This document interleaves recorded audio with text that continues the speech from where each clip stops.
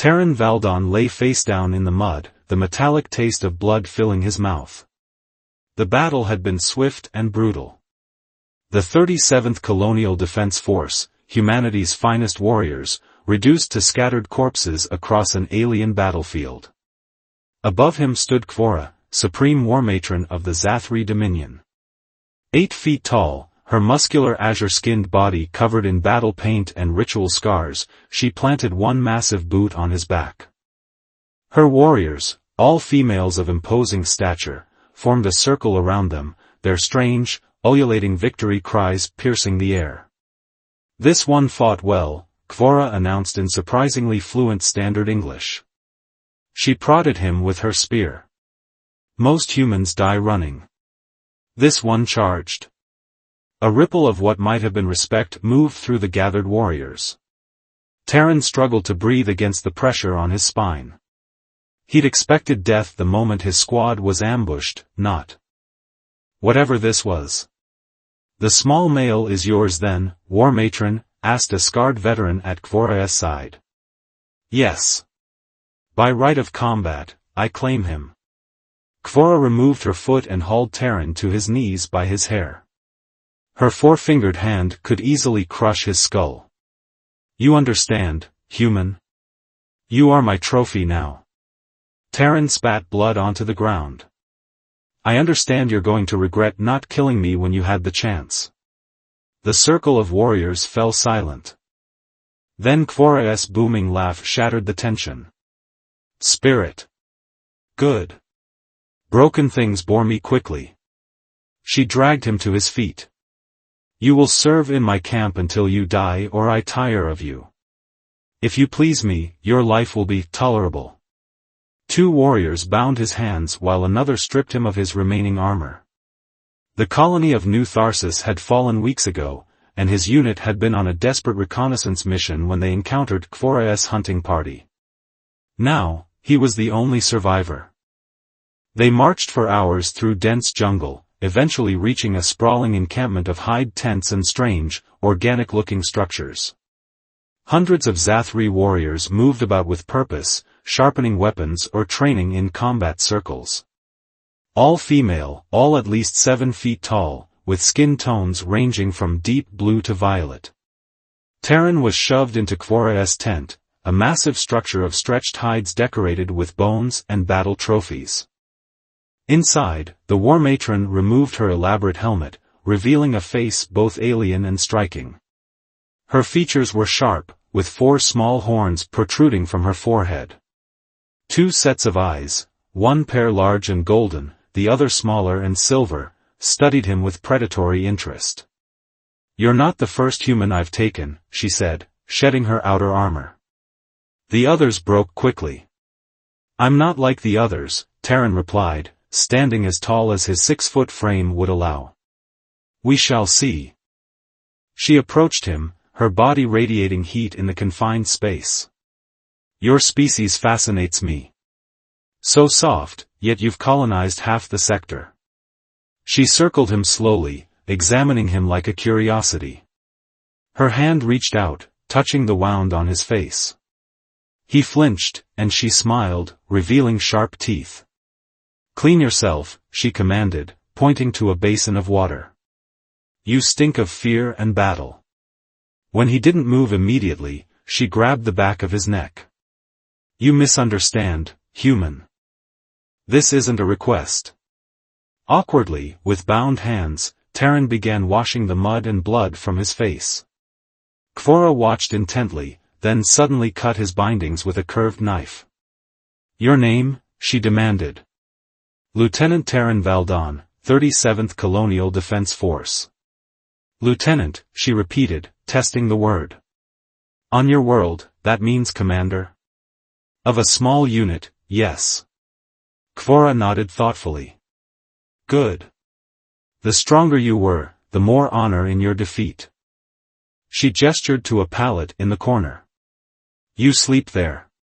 You will attend me daily. If you run, my hunters will bring me your legs, and you will attend me without them. Understood?" Terran said nothing, calculating his chances of escape or resistance. Slim to none. Kvora smiled at his silence. Rest, Lieutenant. Tomorrow, you begin your new life. Perhaps in time, you'll even come to enjoy it. As she turned away, Terran caught a glimpse of something unexpected in her 4 eyes, not just the cruelty of a conqueror, but curiosity. And something else he couldn't quite identify. That night, lying on the hard pallet, listening to Kvora's deep breathing across the tent, Terran made a vow. He would survive. He would observe. And when the moment came, he would either escape, or make this fierce alien warlord regret the day she decided to claim him as her prize. 2 weeks had passed since Terran's capture, and already the rhythm of the Zathri war camp had become familiar. Each morning, he woke before Kvora to prepare her weapons and armor, a task she had assigned him after discovering his meticulous nature. The alien metals were unlike anything in human arsenals, impossibly light yet devastatingly effective. "You have careful hands for a soldier," Kvora remarked one morning as she watched him polish her ceremonial blade. The early light filtered through the tent's hide walls, casting everything in an amber glow. "I was an engineer before I enlisted," Terran replied, his focus unwavering. Precision becomes habit. Kvora approached, towering over him. In these quiet moments, her intimidating presence felt different, still dangerous, but less overtly hostile. "Your kind values creation as well as destruction." Unusual. Terran had learned to read her moods, recognizing the thoughtful tone that indicated genuine curiosity rather than mockery. These conversations were opportunities, each one a small victory in understanding his captor. Life in the camp remained precarious. The other warriors regarded him with mixtures of disgust, amusement, and predatory interest. Only Kvora's claim kept him safe, a fact she reminded him of regularly. "The War Council questions my keeping you," she said one evening after returning from a meeting, her frustration evident as she paced the tent. "They believe taking trophies from the weak dilutes our strength." "And what do you believe?" Terran asked, setting aside the maps he'd been studying. She stopped pacing, fixing all 4 eyes on him. "That strength takes many forms. Your people's technology, your adaptability, these are strengths my warriors don't recognize." The admission surprised him. In the days that followed, Kvora began testing him in new ways, having him observe training sessions and asking his opinions on tactics, though she rarely acknowledged his input directly. The turning point came during a hunting expedition. Kvora had brought him along, keeping him under close watch as her warriors tracked a herd of massive 6-legged creatures through dense forest. When they made camp that night, Terran noticed one of Kvora's lieutenants, Dravna, watching him with particular intensity. "War Matron," Dravna called out, her voice carrying across the campfire. "Let your pet prove his worth. The small stream we crossed harbors flesh-eaters. Send him for water. If he returns, perhaps he deserves his rations." A tense silence fell. This was a challenge to Kvora's authority as much as it was a threat to Terran. Kvora rose slowly. "An excellent suggestion." She tossed a water skin at Terran's feet. "Go." In the darkness, navigating by starlight, Terran found the stream. The flesh-eaters turned out to be eel-like creatures with razor teeth. Using techniques from survival training, he created a makeshift filter from his shirt and collected the water. Returning to camp, he approached Dravna first, offering her the first drink. The warriors watched in silence, clearly expecting him to fail or die in the attempt. "I filtered it," he explained calmly. "No flesh-eaters." Dravna sniffed the water suspiciously, then took a small sip. Her eyes widened slightly before she passed the skin to another warrior. Later, in the privacy of her tent, Kvora pushed him against the central support pole. "Clever, clever human," she growled, her face inches from his. "You turned her challenge into an opportunity." "I'm trying to survive," Terran replied, acutely aware of her proximity, the heat radiating from her azure skin. "No," Kvora said, studying him intently. You're adapting. Becoming something new. She released him and stepped back. Like me. What do you mean? Kvora gestured for him to sit. For the first time since his capture, she began speaking of herself, how she had risen from a low-caste hunting family to become war matron, breaking traditions and surviving countless challenges to her authority. We forge ourselves in adversity, she said. This is why I keep you, Terran Valdon. To see what you will become in the fire of this forge. That night, as a storm raged outside, something shifted between them. Kvora approached his pallet instead of retiring to her own. Without speaking, she pulled him to his feet, studying his face in the dim light of the tent's single lamp. Your kind and mine, she said softly, one hand tracing the scar along his jawline, we were never meant to understand each other. Yet here we are, Terran replied, no longer able to deny the complex feelings that had been growing within him, a dangerous mixture of fear, respect, and something far more complicated. Kvora leaned down, her lips finding his in a kiss that was at first tentative, then hungry. Terran responded with equal intensity, months of tension between them transforming into something primal and urgent. This changes nothing, she whispered against his mouth. You are still mine by right of conquest. But as they sank down onto her sleeping furs, bodies entwined in the strange, intimate dance of two species never meant to find harmony, they both recognized the lie in her words. Everything had already changed, and neither of them could predict where this new path might lead. Morning light filtered through the tent's hide walls, casting dappled patterns across Terran's face. He woke to find Kvora already up, her powerful form silhouetted against the entrance as she gazed out at the bustling camp. The events of the previous night hung in the air between them, unspoken but undeniable. Your warriors will be waiting, Terran said, breaking the silence as he rose from the furs. Kvora turned, her 4 eyes studying him with an intensity that made his skin warm. They can wait. She approached, towering over him yet somehow less intimidating than before. What happened between us? Doesn't need to be discussed, Terran finished for her, recognizing the conflict in her expression. You misunderstand. She reached out, her 4-fingered hand surprisingly gentle as it traced the line of his jaw. In Zathri culture, to share furs is significant. Especially for a war matron. This revelation hung heavy in the air. Terran had assumed their encounter was merely physical, the release of tension between captor and captive. Now he understood it represented something far more complicated in her society.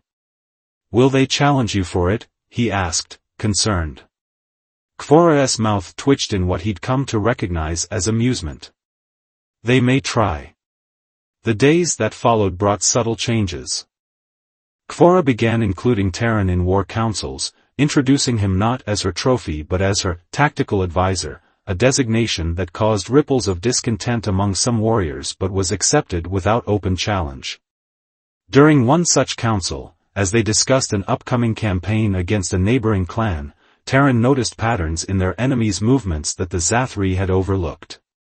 They're not retreating randomly, he explained, pointing to the map. They're drawing you toward this valley. It's a trap. Dravna, now somewhat less hostile since the water incident, leaned forward. What would you suggest, human? Split your forces. Send a small, visible group to spring the trap, but position your main force here and here, he indicated 2 elevated positions. When they commit, you'll have them surrounded. Kvora studied the map, then nodded slowly. We will implement this strategy. Later, alone in their tent, she approached him with unusual hesitation. My warriors question why I value your counsel.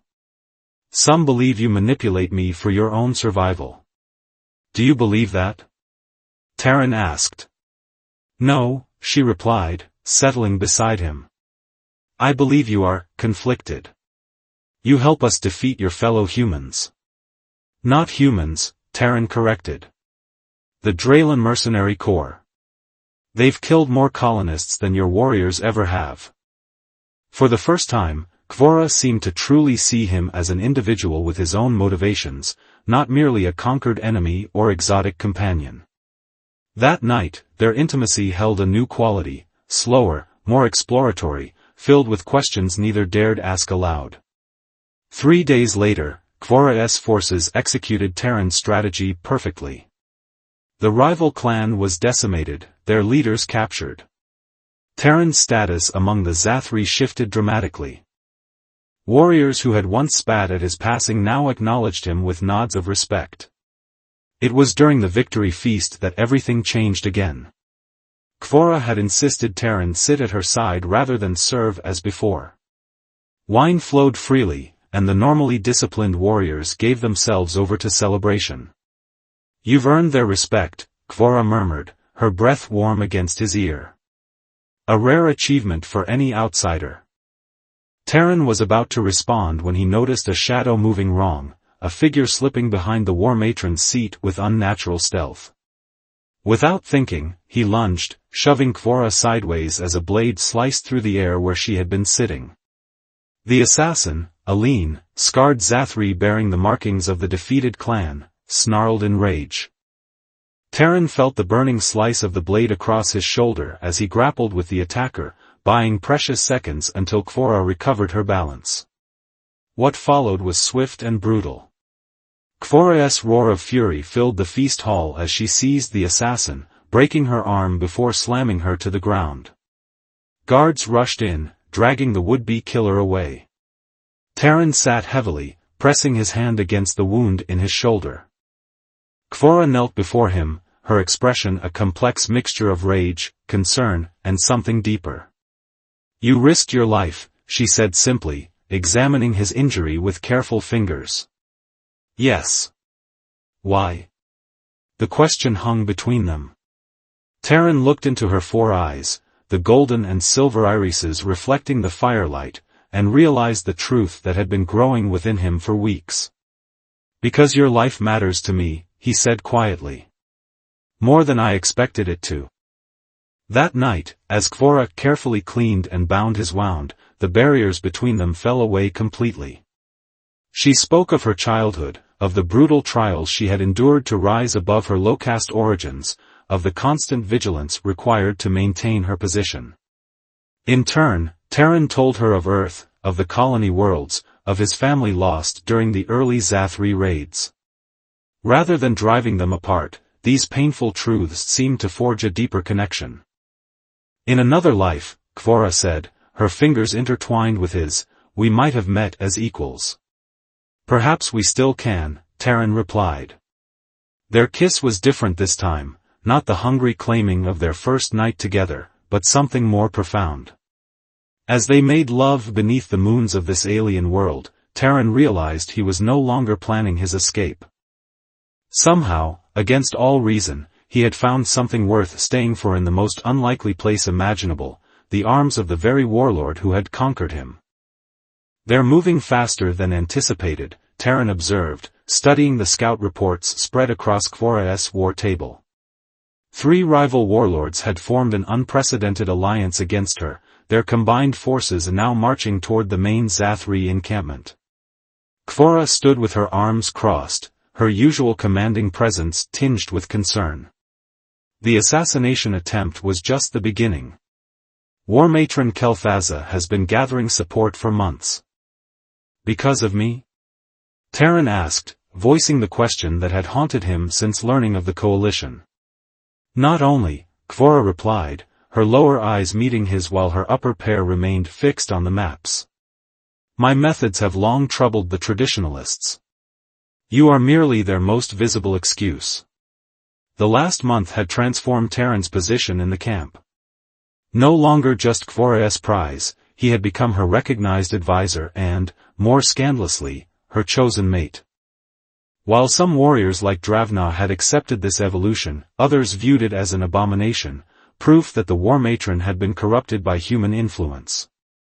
"We're outnumbered 3-1, Terran noted, analyzing the tactical situation. "But they expect you to defend the camp." Kvora's head tilted slightly. You have an alternative? Yes. We abandon it. Her secondary eyes narrowed. Explain. Terran outlined his strategy, a risky gambit that went against traditional Zathri battle doctrine. Rather than meeting the enemy head-on as honor dictated, they would stage a false retreat, then divide their forces to strike from multiple directions simultaneously. It's not the Zathri way, Dravna objected when the plan was presented to the War Council. Which is precisely why it will work, Kvora responded. Our enemies expect us to follow tradition. They don't expect us to think like humans. The council chamber fell silent. Then, slowly, the senior warriors nodded their agreement. Kvora dismissed them to prepare, keeping only Terran behind. When they were alone, she pulled him close, her massive frame enveloping him. If this fails, she began. It won't, Terran assured her, though they both knew the stakes. Defeat would mean not just their deaths, but the end of everything they'd built together. When I claimed you that day, Kvora said, her voice uncharacteristically soft, I never imagined where it would lead. Regrets? Terran asked, looking up at her. She shook her head, all four eyes intense with emotion. None. Her kiss was fierce, possessive, yet tender in a way that still surprised him. The next 3 days were a blur of preparation. Terran worked alongside the warriors, no longer receiving the suspicious glares that had once followed his every move. They had come to respect his tactical mind, even if many still viewed him as an outsider. On the eve of battle, Kvora summoned the entire war band. Standing atop a ceremonial platform with Terran at her side, she addressed her warriors.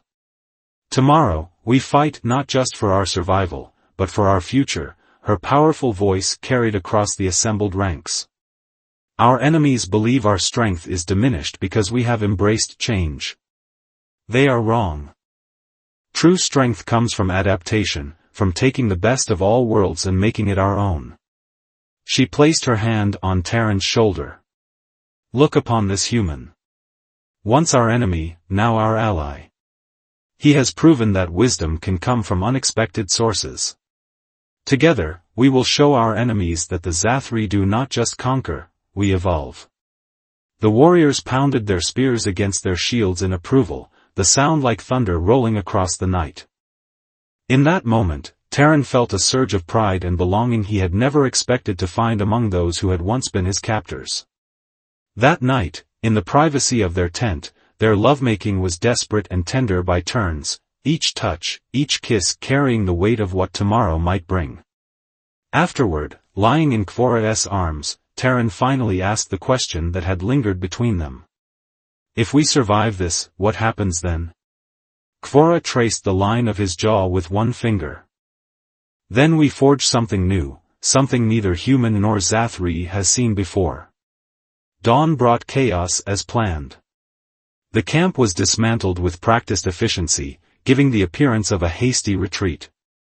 When the enemy coalition arrived, they found abandoned fires and scattered supplies, bait that drew them forward into the carefully laid trap. The battle, when it came, was like nothing in Zathri military history. Kvora's forces struck from hidden positions, using terrain and timing rather than brute force. Terran fought at her side, his human weapons complementing her alien strength. The turning point came when they confronted War Matron Kel'Thuzza herself. The rival leader, a mountain of scarred blue flesh, sneered at the sight of Terran. So the rumors are true, she growled in her native tongue. Kvora fights with her pet at her side. Kvora stepped forward. He is not my pet. He is my chosen. The declaration sent ripples through the warriors on both sides. Kel'Thuzza roared in outrage, charging forward with her ceremonial blade raised high. What followed was a brutal dance of steel and skill. Twice Kvora was driven to her knees, but each time she recovered. When Terran moved to intervene, she stopped him with a gesture, this challenge she must face alone. The end came suddenly. Kel'Thuzza, confident in her superior size, overextended on a thrust. Kvora sidestepped, using a move Terran had taught her from human martial arts, and drove her blade deep into her opponent's exposed side. As Kel'Thuzza fell, the Coalition's remaining forces quickly surrendered or fled. Victory was theirs, bought with blood but decisively earned. That night, as the healers tended the wounded, Kvora found Terran standing alone at the edge of the battlefield, watching the twin moons rise over the alien horizon. "You're thinking of your home," she said, not a question but an observation. "I'm thinking about what home means," he corrected, turning to face her. The firelight caught the new scars on her azure skin, badges of honor from the day's combat. "I never expected to find it here." Kvora took his hand, her massive fingers interlacing with his. "Tomorrow, we begin building something new. Not just for us, but for both our peoples." As they stood together, victorious yet changed by the day's events, Terran understood that the battle had transformed not just their relationship but their future. No longer captor and captive, or even warlord and advisor, they had become something unprecedented, a bridge between two species that had known only war. The path ahead remained uncertain, filled with challenges neither could fully anticipate. But as Kvora pulled him close beneath the alien stars, Terran knew with absolute certainty that whatever came next, they would face it together. 6 months after the defeat of Kel'Thuzza, the Zathri encampment had transformed. No longer a temporary war camp, it had evolved into a permanent settlement with structures of stone and timber replacing the hide tents. At its center stood Kvora's new dwelling, neither purely Zathri nor human in design, but a deliberate fusion of both cultures. Inside, Terran reviewed communications from the nearby human colony of Haven's Point. What had begun as tentative diplomatic overtures had developed into regular exchanges. Today's message brought news that a formal human delegation would arrive within the week. "They're actually coming," he said, looking up as Kvora entered, her imposing frame ducking slightly beneath the doorway. "You sound surprised," she replied, setting aside her ceremonial armor. "After all your work to arrange this meeting." "I am surprised." 3 Terran officials willingly entering a Zathri settlement? A year ago, it would have been unthinkable. Kvora moved behind him, her 4-fingered hands resting on his shoulders. "Much was unthinkable a year ago," she said, her deep voice softened with affection. Indeed, the changes had been profound. Following their victory, Kvora had done the unprecedented, she had sent peace envoys to the human colonies. Initial skepticism had slowly given way to cautious dialogue, with Terran serving as intermediary between worlds that had known only conflict for generations. Not everyone embraced these changes. Among the Zathri, a faction of traditionalists still viewed any cooperation with humans as weakness. Meanwhile, many colonists remembered all too well the brutal raids of previous years. Peace remained fragile, sustained largely through Kvora's growing influence and Terran's persistent diplomacy. "The Council of Matrons has sent another summons," Kvora said, her upper eyes narrowing slightly, a sign of irritation Terran had learned to recognize. "They demand I appear and explain my unconventional choices. Will you go?" Terran asked, knowing how rarely the Planetary Council intervened in a war matron's affairs. That they would do so now reflected the magnitude of the changes Kvora had initiated. "I must. But not alone." She fixed all 4 eyes on him. "You will accompany me." Terran felt a jolt of apprehension. No human had ever stood before the Council of Matrons and lived to tell of it. "Are you certain that's wise?" "Wisdom has little to do with it," Kvora replied with a grim smile. "But necessity demands it. They must see what I have seen, that our future lies in cooperation, not conquest." That night, after the day's duties were complete, they retired to the private bathing chamber Kvora had commissioned, a luxury unheard of in traditional Zathri settlements. Steam rose from the stone pool, scented with native herbs that reminded Terran of Earth's lavender. Kvora shed her garments with characteristic directness. Even after months together, the sight of her never failed to stir Terran. Her towering azure form was a landscape of battle scars and ritual markings, beautiful in its alien perfection. As they settled into the heated water, she pulled him against her, his back to her chest. "You're troubled," she observed, her breath warm against his ear. "I'm concerned," he corrected. "About the council, about the human delegation, about us." "Explain." Terran sighed, leaning into her embrace. "We've created something unprecedented, Kvora. A peace neither side truly wanted but both desperately needed. What happens if they reject it? If they reject us?" Kvora was silent for a long moment, her four-fingered hands tracing patterns across his chest. "When I claimed you that day on the battlefield," she finally said, "I followed tradition. I took what I believed was mine by right of conquest." Her voice deepened with emotion. "I did not understand then that some treasures cannot be claimed, they can only be given freely." She turned him to face her, water cascading from their bodies. "What exists between us was never truly conquest. It became exchange. Growth. Transformation." Her four eyes, gold and silver, held his with fierce intensity. "I would burn every tradition to ash before I would surrender that." Their kiss was passionate, an affirmation of everything they had built together. As steam swirled around them, their bodies joined with the familiarity of longtime lovers yet the urgency of those who know how precious and improbable their connection truly is. Later, lying together on their sleeping platform, Kvora's massive form curled protectively around his, Terran found himself contemplating the journey that had brought them here, from prisoner and captor to something so much more profound. "The Council wishes me to renounce you," Kvora said suddenly, her voice quiet in the darkness. "To declare our union a temporary aberration, a war matron's indulgence to be set aside for the greater good of our species." Terran felt his heart constrict. "And what will you tell them?" "I will tell them a truth they fear to acknowledge, that isolation leads to stagnation, that strength comes not from purity but from diversity." Her arms tightened around him. "I will tell them that what we have forged together is not weakness but evolution." 3 days later, they stood before the human delegation, 3 nervous officials who had volunteered despite their obvious trepidation. The meeting took place in neutral territory, a meadow halfway between the settlement and Haven's Point. Kvora, resplendent in ceremonial armor that incorporated elements of human design, towered over the human representatives. At her side, Terran wore garments that blended both cultures, practical human clothing adorned with Zathri symbols of rank and honor.